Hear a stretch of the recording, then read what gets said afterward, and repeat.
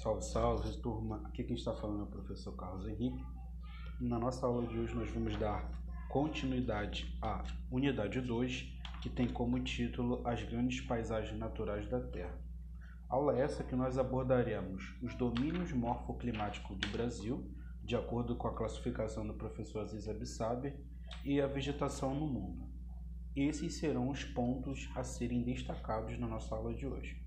É importante a gente ter em mente que quando nós falamos de domínios morfoclimáticos, nós estamos abordando, segundo o professor Aziz Absaber, uma divisão que leva em consideração elementos naturais, como clima, vegetação, relevo e estrutura geológica.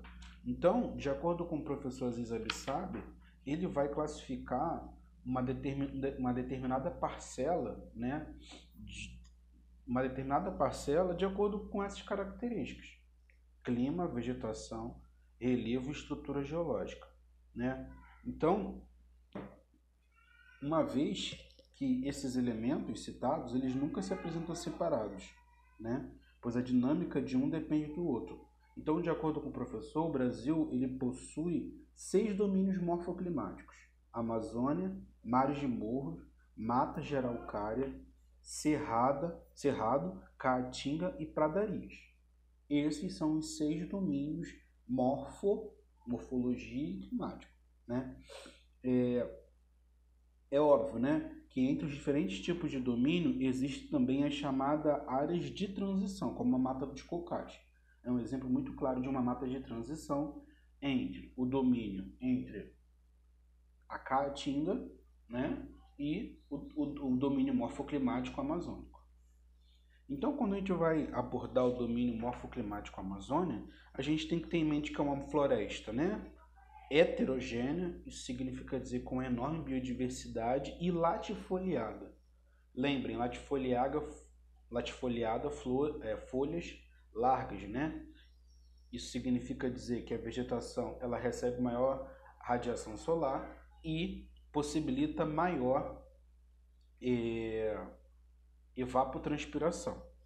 Terrenos inundáveis, desmatamento acelerado após o projeto de integração nacional da década de 70, com o governo, com a ditadura militar brasileira, há um intenso processo de interiorização do Brasil, e muito dessa interiorização vai de encontro à Amazônia, tá certo?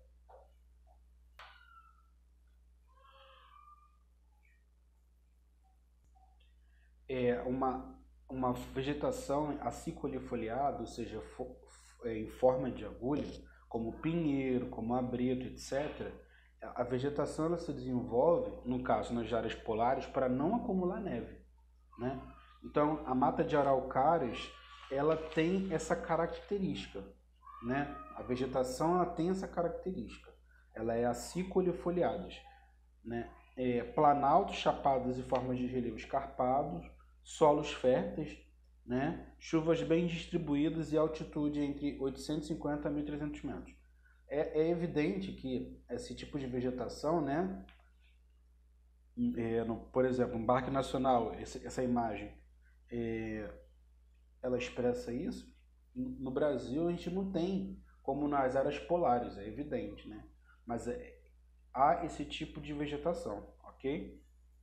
Outro tipo de vegetação que nós temos é o cerrado, que é a savana brasileira. O cerrado ele abrange a porção central do país, clima tropical alternadamente entre úmido e seco, vegetação herbácea e arbustiva, árvores e troncos retorcidos, árvores de grande porte, locais úmidos e matas de galerias, mananciais. Quando eu falo mata de galerias, eu estou falando matas, próximo a corpos de água, a rios, Solos pobres e ácidos e planaltos com presença de chapadas, chapadões e por aí vai. A Caatinga é uma área da região nordeste brasileira, Só para a gente ter uma ideia, o Nordeste ele é subdividido em 4 regiões: Zona da Mata, Agreste, Sertão e Meio Norte. O Sertão ele corresponde a essa área, com essa característica, É uma área do país que apresenta os menores índices de chuva, Então, apresentam solos pouco espessos e terrenos pedregosos, uma vegetação adaptada ao calor e à aridez, né? Brejos nas áreas com maior altitude, baixa pluviosidade, apresenta rios intermitentes, área suscetível ao processo de desertificação, vegetação arbustiva em espinhetos e cactáceos e raízes profundas. E aí é lógico, né? A vegetação precisa desenvolver mecanismos para sobreviver nesse contexto climático. Nós temos as pradarias, que são áreas do sul do país, clima subtropical, são colinas arredondadas, né, com vegetação mais em gramíneas, como eu coloquei na imagem, poucas árvores e matas de galerias às margens do rio, e com processo de arenização no sudoeste gaúcho. Esses são os 6 domínios morfoclimáticos que o professor Aziz Absaber vai caracterizar: Amazônia, mares de morro, mata de araucária, cerrado, caatinga e pradarias. Por fim, nós temos os tipos de vegetação no mundo, né? Então, por exemplo, a gente consegue achar tundra, vegetação de montanha, floresta de conífera, vegetação mediterrânea, floresta temperada, desertos eles podem ser quentes ou frios, floresta tropical, no caso brasileiro, a Amazônia e a Mata Atlântica, estepe, savana e por aí vai. Essas são as formas de nós caracterizarmos uma vegetação, né? Dentro do contexto global. É evidentemente que uma vegetação há fatores locacionais, né? Ou melhor, fatores climáticos, né?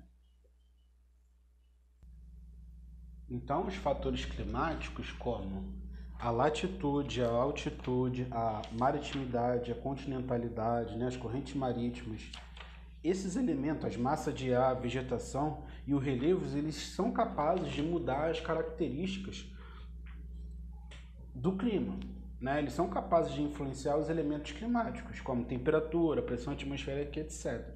Né? E a vegetação ela vai ser muito um reflexo dessa variação de temperatura e umidade, né? Então nós podemos dividir em tundra, que é uma vegetação formada por musgos, líquens, né? Bétulas e espécies herbáceas. Então nós temos essa característica, né? Solos das regiões, né? Solos de regiões mais frias. Esse é o cenário: solo de regiões mais frias, musgos, líquens, espécies herbáceas. Esse é o cenário da tundra. Nós temos uma vegetação de montanha, que são áreas que se manifestam, ocorrem nas áreas planaltos mais elevados, como a Cordilheira dos Andes, na América do Sul, as montanhas rochosas na América do Norte e a Cordilheira do Himalaia, na Ásia Central, né? Nós temos florestas de coníferas, também chamada como boreal ou taiga, e aí ocupa áreas com alta latitude, né? Ou seja, mais distante da faixa equatorial, onde prevalece o clima continental frio e polar, né? Com temperatura baixa, inverno longo e rigoroso, verão curto. Entre as poucas espécies adaptadas a essas condições estão o pinheiro, né? e o abeto, né? As árvores têm folhas em forma de agulha. Lembra que eu falei da questão da classificação do professor Aziz Absaber, aciculifoliados, né? Para não acumular neve. Nós temos a vegetação do Mediterrâneo, que ela corre na costa do Mar Mediterrâneo, no sul da África, em pequenas regiões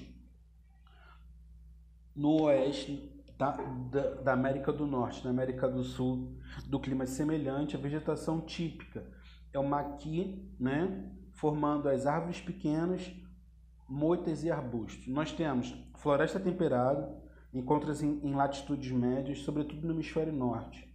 Possui espécies decíduas, ou seja, aquelas que caem, né, elas perdem suas folhas durante o inverno para suportar as baixas temperaturas.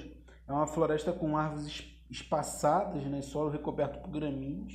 Nós temos os desertos, e aí os desertos eles podem ser quentes ou frios, possuem índice pluviométrico baixíssimos, menos de 100 milímetros de chuvas anuais.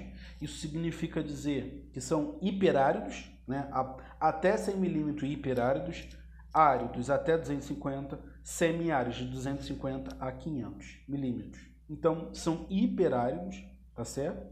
A grande maioria do deserto é quente, mas existe alguns desertos que são frios, né? Então, o Talamalque, né? Taklamaque, desculpa a minha pronúncia, é horrível. Então, nós temos essas variações, né? De tipos de deserto, seja quente ou seja frio. Nós temos floresta tropical, e é o caso da Mata Atlântica e da floresta amazônica. Nós temos estepe, né? Que no caso brasileiro seria um pampa, e savana, que no caso brasileiro seria o nosso cerrado. Queridos, eu encerro por aqui a nossa aula. Vou deixar uma questão para vocês, tá? Eu quero que vocês, a partir da definição do professor Aziz Absaber, né, os 6 domínios morfoclimáticos, e aí eu estou falando de Amazônia, eu estou falando de Cerrado, eu estou falando de Caatinga, eu estou falando de Mares de Morro, eu estou falando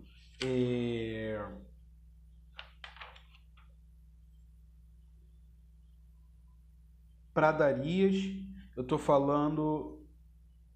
Isso, são 6. Amazônia, Mares de Morro, Mata de Araucárias, faltou. Cerrado, Caatinga e pradarias. Dentro desses domínios morfoclimáticos, que apresentam as mesmas características de clima, vegetação, relevo e estrutura geológica, quais impactos têm sido mais evidenciados nesses domínios morfoclimáticos? Essa é a questão. Quais impactos ambientais, quais impactos promovidos pela intervenção antrópica, ou seja, pela intervenção do homem, têm sido evidentes nesses domínios morfoclimáticos? Ok? Um grande abraço a todos e até uma próxima.